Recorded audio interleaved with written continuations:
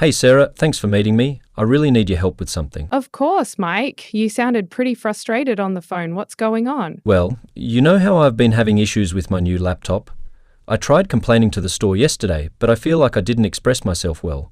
Sometimes it's hard to find the right words in English when you're upset. I totally understand making a complaint in English can be tricky. What exactly happened at the store? I wanted to tell them I was dissatisfied with the product, but it came out all wrong.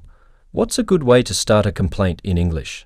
Well, there are several polite phrases you can use. For example, you could start with, I'm afraid there seems to be a problem with, or I'm writing to express my concern about. Oh, those sound much better than what I said. What does I'm afraid mean in this context? It sounds like you're scared of something. Actually, I'm afraid is just a polite way to introduce bad news or a complaint in English. It's like saying, unfortunately. It makes your complaint sound more professional and courteous. That's really helpful. So I could say, I'm afraid there seems to be a problem with my laptop. Exactly, you got it. Another useful phrase is, I was wondering if you could help me with. Wait, why use wondering? Isn't that what you say when you're thinking about something? Good question. In English, we often use I was wondering to make requests more polite. It's softer than saying I want or I need. It shows respect and courtesy. That makes sense. So what happened yesterday was I walked in and just said, this laptop is broken and I want my money back. Was that too direct? Well, being that direct might come across as a bit aggressive in English.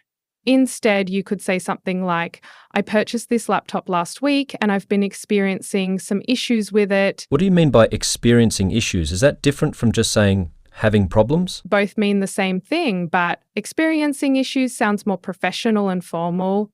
In complaint situations, it's often better to use more formal language. This is really useful. What other phrases could I use to sound more professional? Here's a good one. I would appreciate it if, for example, I would appreciate it if you could look into this matter. Could you break down what look into means? I hear it a lot, but I'm not sure. Look into means to investigate or examine something. So when you ask someone to look into a problem, you're asking them to investigate and find a solution. Okay, so I could say, I would appreciate it if you could look into why my laptop keeps shutting down. Perfect. You're getting the hang of it. Another important phrase is I would like to request. It's more formal than just saying I want. This is all great, but what if they don't help? Yesterday, the store clerk just kept saying, that's our policy, and wouldn't listen. In that case, you might want to use the phrase, I'd like to escalate this matter. Do you know what escalate means? No, what does it mean? To escalate means to take something to a higher level or authority. So you're basically asking to speak to a manager or a supervisor. That's exactly what I needed yesterday. So I could say, I'd like to escalate this matter to your supervisor? Yes, that's perfect. And if you need to express frustration, instead of getting angry, you could say, I must say I'm quite disappointed with the service I've received. Disappointed sounds better than saying angry or mad, right? Exactly. It's more professional and often more effective. You can also use phrases like, this is not what I expected, or this falls below the standard I would expect. What about following up if they promise to fix something but don't? Good question. You can say, I'm following up on our previous conversation regarding. Do you know what regarding means? Is it just a fancy way of saying about? Yes, exactly. Regarding is more formal than about. It's commonly used in professional communication. This is all really helpful. Any final tips for my next attempt at the store? Remember to stay calm and use would and could to make requests more polite. For example, would it be possible to, or could you please? And what if I need to end the conversation firmly but politely? You can say something like, I trust you will resolve this matter promptly, or I look forward to your response. These phrases are assertive, but still professional. How about when I want to talk about deadlines, like I need them to fix my laptop by next week? You can say, I would appreciate it if this could be resolved by, or is it possible to have this addressed within specific time frame? What does addressed mean in this context? Addressed means dealt with or taken care of. It's more professional than saying fixed or done. I see. And if they give me a timeline but I think it's too long? You could say, I find this timeline rather concerning, Or I was hoping for a more expedited solution. Do you know what expedited means? No, what's that? Expedited means faster or speed up. It's a formal way of saying you want something done quickly. These formal words are really useful. What about when I want to explain how the problem is affecting me? You can say, this situation is causing me considerable inconvenience, or this is impacting my work significantly. Or considerable and significantly. They're like stronger versions of a lot, right? Exactly. They're more formal alternatives to saying very much or a lot, perfect for complaint situations. What if I need to mention money, like getting a refund? You could say, I would like to discuss compensation options, or I believe I'm entitled to a refund. Do you know what entitled to means? Is it like saying you deserve something or have the right to it? Precisely. It means you have a legal or fair right to something. It's more professional than saying, I should get. What about if I want to mention something that was promised to me? You can say, as per our previous discussion, or according to what was promised. These phrases help remind them of their commitments. What does as per mean? I hear it a lot in formal situations. As per means according to or in accordance with. It's very formal and professional, perfect for complaints. And if they try to blame me for the problem? You can say, I've followed all the proper procedures, or I've taken every reasonable precautions. It's better than saying it's not my fault. What does precaution mean exactly? A precaution is an action taken to prevent something bad from happening. It's like a safety measure. These are all great. What about ending emails?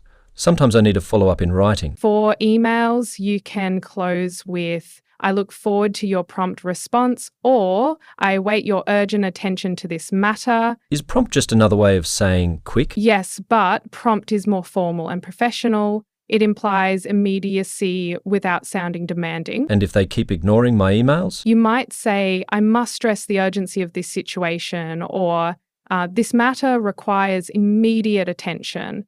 These phrases show you're serious without being aggressive. What's a good way to show them I've been patient, but I'm reaching my limit? You could say, I have been quite patient thus far, or I have shown considerable flexibility. Using thus far sounds more professional than until now. And if I want to warn them that I might take further action? You can say, I may need to explore other options, or I might have to seek alternative solutions. It's a polite way to hint at escalating to higher authorities. Is there a way to express that I'm a loyal customer who's disappointed?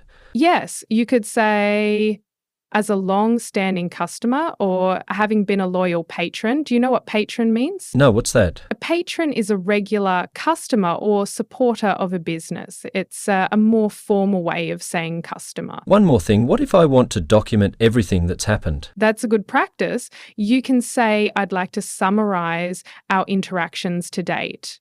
Or let me outline the sequence of events. What does to date mean in this context? To date means up until now or so far. It's a professional way to reference everything that's happened until the present moment. And how can I list the problems in a professional way? Instead of just listing problems, you can say the main issues I've encountered include, or there are several concerns I'd like to address. It sounds more constructive. What does constructive? Constructive means helpful or intended to solve problems rather than just complaining.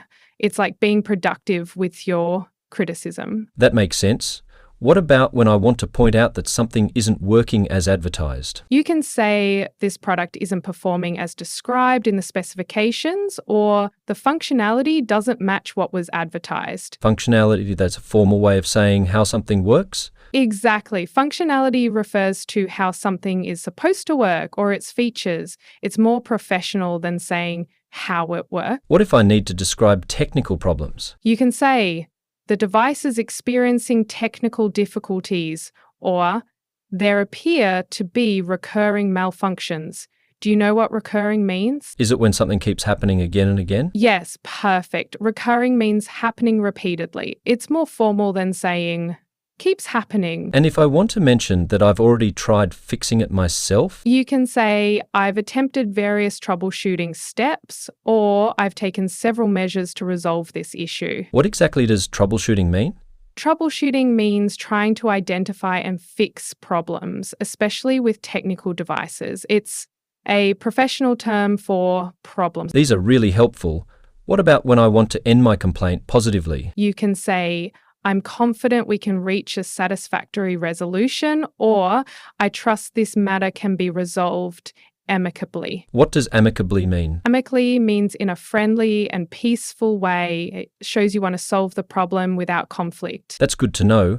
What if I want to set a deadline but in a nice way? You could say, I would greatly appreciate a resolution by date, or could we aim to have this sorted out by... And if I want to express that I expect good service? You might say, I expect the level of service to match your company's reputation, or I believe your standard of service should reflect your brand values. What does reflect mean in this context? Reflect means to show or demonstrate.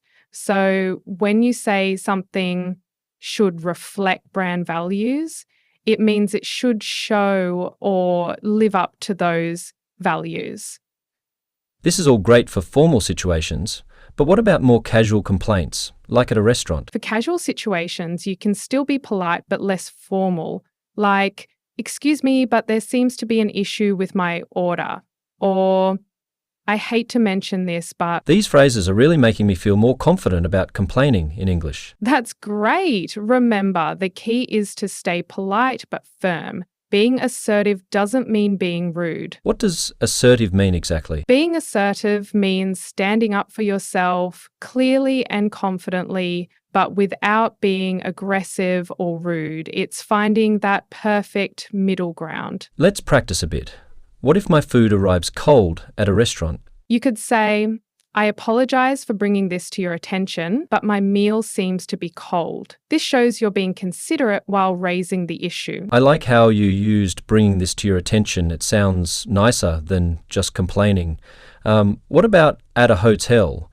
At a hotel, you might say, I'd like to discuss some concerns about my room, or there are a few matters regarding my stay that I'd like to address. And what's a good way to describe noisy neighbours at a hotel? You could say, I'm experiencing some disturbance from the adjacent room, or the noise level from nearby rooms is affecting my stay. What does adjacent mean? Adjacent means next to or beside something. It's more formal than saying next door. What if I need to complain about poor customer service? You might say, I was somewhat disappointed with the level of service received, or the customer service fell short of expectations. Fell short of expectations. That's a nice way to say it wasn't good enough, right? Exactly. It's more diplomatic than saying it was bad or it wasn't good enough. What about when you want to mention that you've been a regular customer? You can say, as someone who has frequently patronized your establishment, or being a regular customer for sometime around the time I died was a long time ago, right? Sorry, these dates kind of irrelevant, but you can introduce a friend. Patronised? That's like saying, you've been a customer regularly? Yes, to patronize means to be a regular customer at a business. It's more formal than saying go to or shop at. What if I need to complain about delays? You could say there have been significant delays in the service, or the timeline has been extended beyond what was initially promised. How about when something keeps happening over and over? You can say this is an ongoing issue, or this has become a persistent problem. Do you know what persistent means? Is it like something that keeps happening and won't stop? Exactly. Persistent means continuing to occur or lasting for a long time, often in an unwanted way. What if I want to mention how much money I've spent at their business? You could say, given my substantial investment in your products, or considering my long-standing financial commitment to your company. What does substantial mean in this context? Substantial means large or significant in amount. It's more professional than saying lots of or a lot of. And if I want to mention that I've recommended their business to others? You can say, I've frequently recommended your services to colleagues, or I've been an advocate for your brand. Do you know what an advocate is? Someone who supports or promotes something? Yes, exactly. An advocate is someone who publicly supports or recommends something. It's stronger than just saying, I tell people about you. Mike, now let's review all the key phrases and words we've discussed for making effective complaints. Would that be helpful? Yes, definitely. I want to make sure I remember everything before I go back to the store. Okay, let's start with opening phrases. Remember, you can begin with, I'm afraid there seems to be a problem with, I would appreciate it if. I was wondering if you could help me with. I'd like to express my concern about. Right, and these are all more polite than just saying there's a problem, correct? Exactly. And for describing issues, we covered formal alternatives like experiencing issues instead of having problems, significant concerns instead of big problems, recurring malfunctions instead of keeps breaking, considerable inconvenience instead of lot of trouble. And what were those phrases for when things aren't getting resolved? For escalating situations, you can use, I'd like to escalate this matter. I need to speak with a supervisor. This requires immediate attention. I must stress the urgency of this situation. And for following up? Yes, for follow-ups. I'm following up regarding, as per our previous discussion, according to what was promised, I trust you will resolve this matter promptly. So, based on everything we've discussed, how should I structure my complaint about the laptop? Let me help you put it all together. You could say something like, I'm afraid there seems to be a problem with the laptop I purchased last week. I've been experiencing recurring technical issues, specifically the device shutting down unexpectedly. I've already attempted various troubleshooting steps, but the problem persists. As per your store's warranty policy, I believe I'm entitled to either a repair or replacement. I would greatly appreciate it if you could look into this matter. If needed, I'd like to discuss compensation options. I trust we can reach an amicable resolution promptly. Wow, that sounds so professional. And it includes many of the phrases we discussed. Yes, and remember the key is to be polite but firm, clear about the problem, specific about what you want, professional in your language, patient but persistent. Thank you so much, Sarah. I feel much more confident about making complaints in English now. You're welcome. Remember, it's not just about the words you use, but also your tone. Stay calm and professional, and you'll be more likely to get the resolution you want. I'm going to write down all these phrases to practice before I go to the store tomorrow. That's a great idea. And remember, if you need to follow up with an email, you can use many of these same phrases in writing. Would you like me to help you draft an email as well? Yes, having an email template would be really helpful as a backup. Okay, here's a template you could use. Dear Madam/Sir/Madam, I am writing regarding a laptop I purchased from your store on date. I'm afraid I've been experiencing significant issues with the device, specifically problems, as discussed with your staff member on date. This situation has caused considerable inconvenience. I have already attempted various troubleshooting steps as suggested, but the problems persist. Given that this is a recently purchased product, I would appreciate it if you could address this matter promptly. I look forward to your response and trust we can reach a satisfactory resolution. Best regards, your name. This is perfect. It includes all the formal phrases we discussed. Yes, and remember the key words and phrases we learned. I'm afraid for polite complaints, regarding instead of about, experiencing issues instead of having problems, addressing instead of fixing, addresses instead of keeps happening instead of edited, for faster service, amicable for friendly resolution. Sarah, you've been incredibly helpful. I really appreciate all your advice. You're welcome, Mike. Remember, the goal is to be assertive while remaining professional and courteous. Is there anything else you'd like to review before you go? No, I think I've got everything I need now. I'll let you know how it goes. Please do. And remember, if you don't get the response you need, you can always escalate the matter politely. Good luck with your complaint. Thanks again, Sarah. This has really boosted my confidence in handling difficult situations in English. That's great to hear. Just remember, stay calm, use these professional phrases, and be clear about what resolution you're seeking. You've got this.